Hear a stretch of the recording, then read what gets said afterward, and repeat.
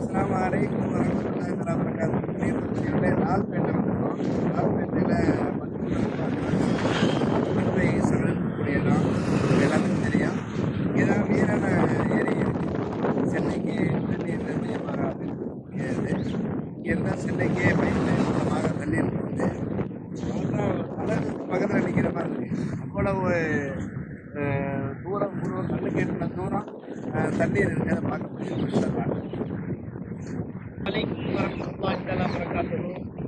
அல்ஹம்துலில்லாஹ் ஹஸ்ரத் வந்து நம்முடைய ஊரான லால்பேட்டைக்கு வந்திருக்காங்க.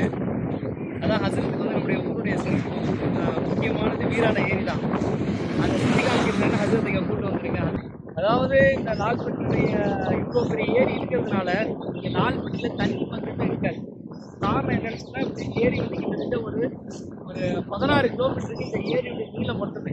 லால்பேட்டையினுடைய எல்லையில் ஸ்டார்ட் ஆகி சேத்தியாத்தத்தினுடைய எல்லையில் வந்து பீச். அவ்வளோ பெரிய ஒரு நீளமான ஒரு ஏரி தான் இந்த நீரானம் ஏரி. இந்த ஏரியிலேருந்து அதில் சொன்ன மாதிரி சென்னைக்கு தண்ணி எடுத்து போகிறாங்க இந்த ஏரியிலேருந்து தான். இதனால் இவ்வளோ வந்து மக்கள் வந்து பலனடைகிறாங்க இந்த ஏரியினால்.